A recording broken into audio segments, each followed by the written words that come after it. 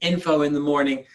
I wanted to bring your attention to the fact that we haven't seen my friend Wilson in a while.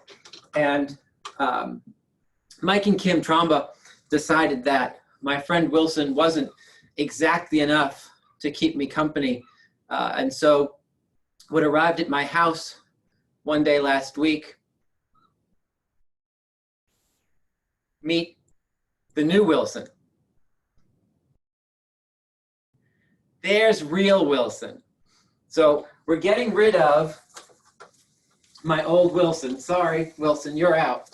You're done. Because what we have now is the real deal. So thank you so much to Mike and Kim for making my days so much brighter with my real Wilson. If they're on the call, I appreciate it.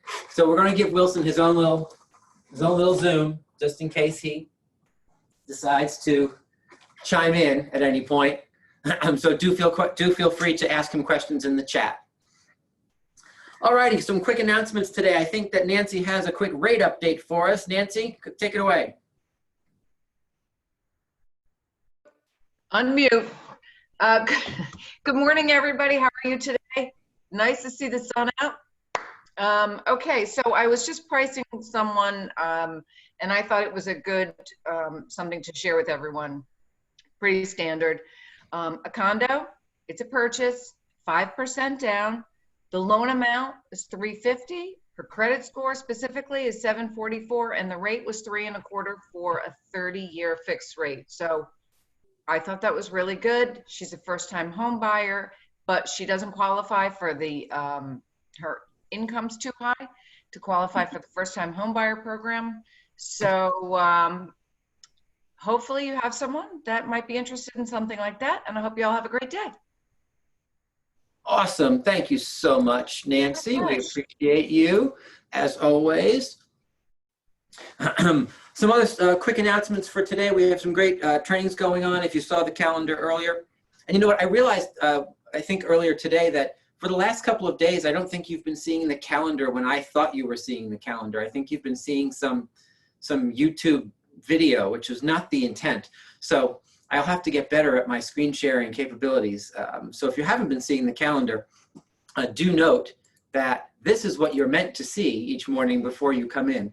So recognize that we have a lot of opportunities for you to learn DocuSign. Let's just remember that we now have about 2.5 weeks or so until dotloop is out for good. So if you're not learning and getting fluent in uploading your documents into Command and using DocuSign for your digital signature application, you need to dive in with all of the trainings that we're offering this week, next week, and the following week, because we are officially moving away from dotloop in about 2.5 weeks. Ariane O'Donnell is on at 1 o'clock today. Do tune into that, because she's got some great updates and tips and strategies to make sure your closings go smoothly during this time away. Matt Green is the regional guest today at 2 o'clock, for those of you who want to plug back into that. Dan continues Quantum Leap at 3, and then of course we have Ignite at 5 o'clock tonight, where we'll be starting our buyer unit. Today at 4:30, just do note that I will have updated stats for you, so I'll be sharing those at 4:30 today. I just wanted to also mention that so many people have that I've been listening to recently have talked about this book, Who Moved My Cheese? And the author is Spencer Johnson, for those of you who are interested in the author. If you've never read this book, now's probably the time to take that back out or take that out and read it, or grab it and read it. If you've read it before, now's a great time to dive in and reread that. It's all about what happens when change comes into your life. So dive into that. Mostly this morning, I've been reflecting a lot lately about something we heard a couple of weeks ago, that we can either decide that this is an obstacle in our lives, in our business, in our finances, or it's an opportunity. And I was thinking about a video that Gary played for us at Family Reunion that kind of, to me, talks so specifically about opportunity or obstacle. And so for some of you, this may be a re-listen, and for many of you, it will be a first time. But do take the next 6 or 7 minutes and listen intently to this video. Take some notes. We'll share ahas at the end of our 4:30 session today on this video. But there's a lot of great lessons and a lot of great information in this video, so do enjoy.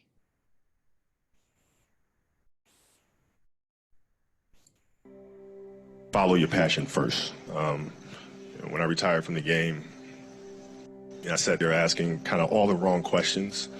What's the biggest industry I can get into? And it's all the wrong stuff. And you got to sit there and ask yourself, okay, what am I truly passionate about? What do I enjoy doing? And when you feel that way, honestly, you feel like you have never worked a day in your life. It's the most fun thing in the world. You get up in the morning excited about what you're doing. And you got to be really honest with yourself about it. If you wake up in the morning and you're dreading going to work, do something else. Right. Do something else. And those are hard decisions to make, but when you make those decisions, it's a very liberating experience, and you find out that the rewards will come. I think the best way to prove your value is to work, is to learn, is to absorb, to be a sponge. But you always want to outwork your potential. As hard as you believe you can work harder than that. And that's what I tried to do when I first came in the league. But basketball is such a direct competition sport that me coming in at 17, I hated when my teammates would say, I get hit with an elbow, right? Shaq would hit me with an elbow in practice. And Nick Van Exel would come up and say, "Are you okay?" I'm like, what? Mao, are you okay? What the hell's wrong with you? So I always had that extra chip on my shoulder. So every day in practice for me was really trying to annihilate everybody that I was playing against. Because I wanted to prove you don't need to babysit me. I'm fine, And so it's always that competitive nature, the work ethic, and curiosity. Because I asked a lot of questions. When playing with Byron Scott, I asked him a lot of questions. Eddie Jones, who was great at chasing guards off the screens, and I didn't understand how to do that. I would sit with him before practice, after practice. Magic, all the Laker greats, I would always sit down and just ask them questions about certain games that I studied growing up. What actually happened there? What did you feel there and why? We were playing against the Lakers, Tom, and we were out here in LA. So the game was at 7. I was like, you know what? I'm gonna come to the Staples Center because we're playing. This is when the Lakers had Kobe and Shaq. Okay, this is like the championship Lakers. I said, I'm gonna get there at 3 o'clock, and I want to make sure I make 400 made shots before I go back into the room, and then I sit in the sauna and I get ready for the game. So, get in the car, get to the gym, get there, and as I'm walking onto the court, who do I see? I see Kobe Bryant, already working out. So once I set my foot across that line, I started working out. And so I worked out for a good hour and a half. And when I came off, after I was done, I sat down, and of course I still heard the ball bouncing. I looked down, I'm like, this guy's still working out. He was working out for it looks like he was in a dead sweat when I got here. Right. And he's still going. And it's not like his moves are nonchalant or lazy. He's doing game moves. I sit there and I unlace my shoes. I'm like, I want to see how long this goes. So I sit out there and watch 25 minutes. And he got done. I said, okay, I think I've seen enough. Go play, come back, get in the sauna, get ready for the game. That game, he drops 40 on us, okay? And after the game is over, I'm like, I have to ask this guy. I have to understand, why he works like that. Right. So after the game is over, I'm like, hey, Kobe, why were you in the gym for so long? He's like, because I saw you come in. And I wanted you to know that it doesn't matter how hard you work, that I'm willing to work harder than you.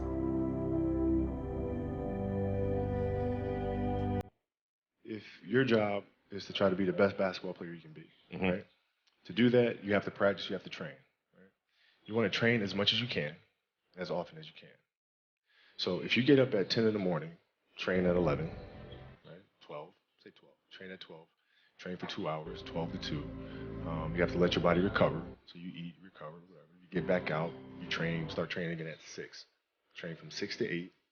right? And now you go home, you shower, you eat dinner, you go to bed, you wake up, you do it again, right? Those are 2 sessions, right? Now imagine you wake up at 3, you train at 4, you go 4 to 6, come home, breakfast, relax, blah, blah, blah. Now you're back at it again, 9 to 11, right? Relax, and now all of a sudden you're back at it again, 2 to 4, back at it again, 7 to 9.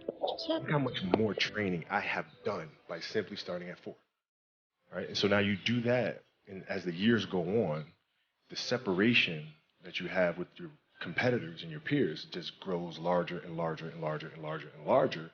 And by year 5 or 6, doesn't matter what kind of work they do in the summer, they're never going to catch up because they're 5 years behind. Right? So it makes sense to get up and start your day early because you can get more work in. If I start earlier, I can train more hours. And I know the other guys aren't doing it because I know what their training schedule is. Right? So I know if I do this consistently over time, the gap's just going to widen and widen and widen and widen and widen, and they won't be able to get that back. So to me, it was just common sense. I'm like thinking, how can I get an advantage? Oh, start earlier. Yeah, let's do that.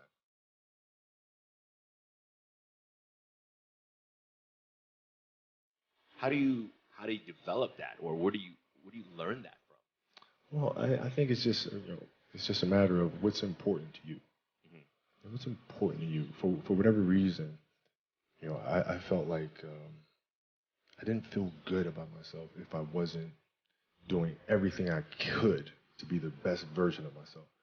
If I felt like I left anything on the table, it would eat away at me. I wouldn't be able to look myself in the mirror.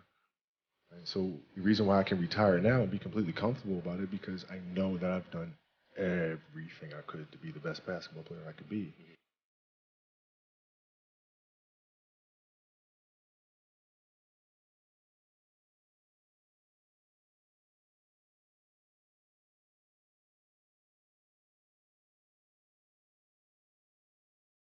This has been absolutely beautiful, you guys. I can't believe it's come to an end. You guys will always be in my heart. And what can I say?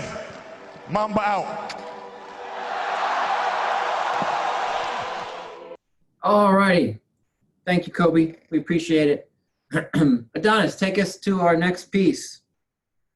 That video is always so powerful. I remember watching it at family reunion. Incredible. If you're willing to outwork your competition, you don't have any competition. Today, Marty's going to talk to us about opportunities in command, one of the most widely used features in command. So let's take a look.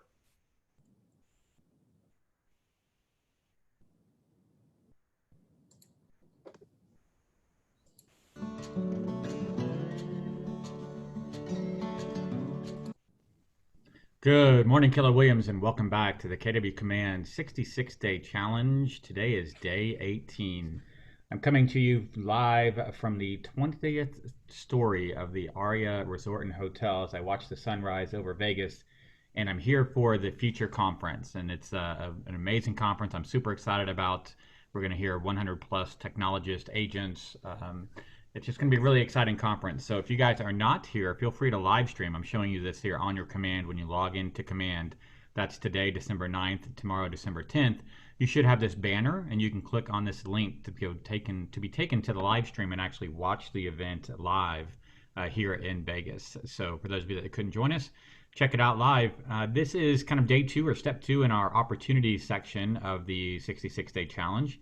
And so we're going to dive a little bit further into that. Here we are, 6th icon down, opportunities. And today I'm going to teach you how to actually create an opportunity. Yesterday we kind of walked through stages and phases and checklists and a few of those other things. So today we're going to actually dive in and create an opportunity. So to do so, we're just going to click on this big button here on the top right. It says Create Opportunity.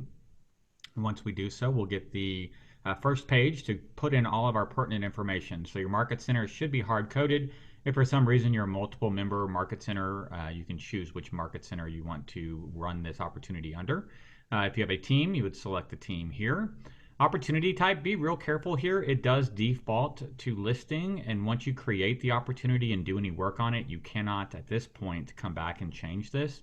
So just be careful if it's a buyer opportunity, a landlord or tenant opportunity, that you change the opportunity type accordingly. Obviously, I am the owner here. Client and co-seller. Obviously, this is a listing opportunity type, so it says co-seller. I can actually choose from my contacts. So if I click on the drop-down box, I can start searching for contacts in my database. And this is my wife's database that we're running this on, and I actually don't have Donald Duck put into this database. So let's see if I have, there we go, I've got AA seller, that works. All right, so we're gonna put AA seller, and if I wanted to, I could choose a co-seller. So I don't think that I have any other sellers in here, do I? Nope, so we'll just leave it as no co-seller here. If when you created the contact, excuse me, you clicked on the add relationship button, remember we talked to that earlier, and you could actually put in the husband or wife, then this would automatically default to whatever that relationship was. So if AA seller was the wife and I had AAA seller as the husband, it would automatically show me AAA seller here. So right now this is just a one client opportunity. The opportunity name with the listing, obviously I'm going to have the name of the listing, or the address, if you will, excuse me. And so I can put that in here. And if you didn't, if it was a buyer opportunity, then you would probably just put the client's full name down here. You also have the ability to put in custom tags for your opportunities. So some custom tags might be if you're working REOs or foreclosures, or maybe this is an expired listing and you want to track all of your expired listings. You know, there's a variety of tags that you can come in here and choose. If it's new construction, if this was from a referral or Sphere, obviously you can kind of work through and see those tags that are already previously put in for us. Or you can create your own if you want. If you just start typing, right, you can create that tag, that custom tag for an opportunity. If you have a close date, great, put it in. If you don't have a close date, you can always just project. My listings, I usually just say, let's do 60 days out just for now. If I get it closed earlier than that, hey, that's exciting. Estimated list price, I can go ahead and put that in if I know what the list price of the listing is going to be. And of course, then your commission rate. These two are important because remember yesterday we talked about potential versus probable income. This is how those numbers are figured out. When we start off the listing, we would decide which phase and which stage that we want it in. So if we're still working towards actually getting them in as a seller, we could leave it in cultivate. If we have either working towards or have set an appointment, we could put it under appointment, and I could say appointment is already initially scheduled. Or if I'm a little bit behind, I've already taken the listing but didn't do the opportunity, I could come and put it into active and then choose, okay, which one of these stages do I want to assign it to. So let's go ahead and say that it's in the appointment stage and I have scheduled the initial appointment. All right, and then if you're on a team, you can assign this actual opportunity to other team members if you so choose to, if you're setting it up as a Rainmaker. I'm going to click on Create Opportunity, and you'll see it's going to pull us into the actual opportunity tabs. So we have 6 of these across the top. You can see Details, Documents, Offers, Commissions, Notes, and Timeline. I'm just going to work through details today. We're going to dive further into the other tabs in future challenges. So you can see the general information is already here. I've got the opportunity name, my team and market center, my custom tags, the owner, and then the assignee. So essentially I am the Rainmaker, and so therefore the opportunity is mine. Even though Nicole is on my team, she is the assignee. Phase-wise, we're in the appointment phase in the initial app stage. Here's the contact name, no co-seller. And then you can see we have certain dates that we can put into the opportunity as well. On the right-hand side, we can put in some information so we can further fill in the actual listing. This is there's a listing that I have right now, so I could use that as the example, 23106 Lodge Meadows Drive. I can save that, and you see it auto-populates Katy, Texas 77494, Fort Bend County as the county. Seller's worksheet here, if we wanted to put in kind of work on a seller's net, you have that ability. So I'm going to pay the buyer's agent 3%. I do have an offer, right? Well, we're working on something. So closing costs, I'm going to leave at 0. If I know the payoff amount for my sellers, I could put that in. If it was 1 or a second mortgage, put both of those. If you have a tax calculator or you're working with a lender, or excuse me, a title company that can get you the tax information or prorated HOA dues, you could put all of that information in here as well. And then finally, you have an ability right here to put in a description. And this is Nicole's listing for her grandma's house. There you go. All right, so I could put that in, save that as a description. Okay, so that is the initial details page. I also have a checklist that pops up, right? And this pops up because it is in the initial appointment stage. Now, here's the cool thing. Yesterday, and we're going to dive into it a little bit further tomorrow, I talked to you about creating a checklist for all opportunities. Well, now we have an ability right now to add an item to this specific opportunity.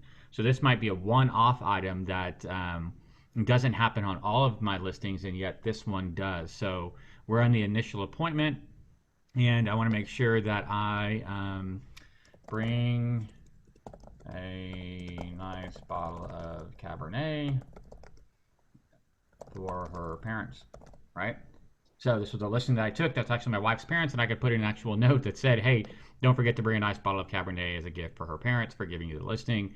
And I could put that in as a checklist item to make sure I did that before I go on the initial appointment. Now, this item will only show up on this opportunity. The next time that I take a listing opportunity, this item will not be there. It's specifically hard-coded to this opportunity. So it's kind of cool that you can put in checklist items that happen on all of your opportunities, and then some additional checklist items that happen on specific opportunities. And I can close that out. You now see we have 3 items on our checklist. Over here, lost opportunity. This is the toggle if for any reason you want to remove this opportunity from your pipeline. I would be very careful with that. Bottom line, the only time I feel like I truly lose an opportunity is if I no longer have that opportunity to work with that client. So I've had clients take their house off the market and then relist it a little bit later. I don't think that's a lost opportunity. I'm still working with those clients. I have had clients get offers that fall through and then we put it back on the market. That's not necessarily a lost opportunity. That is basically just a new opportunity to rework the same opportunity. So lost opportunity, the only time I think about that is if I went on an appointment and somebody else took the listing, might be a lost opportunity. If I took the listing 6 months later, it expired, I didn't get my job done and get the listing sold, that would be a lost opportunity as well.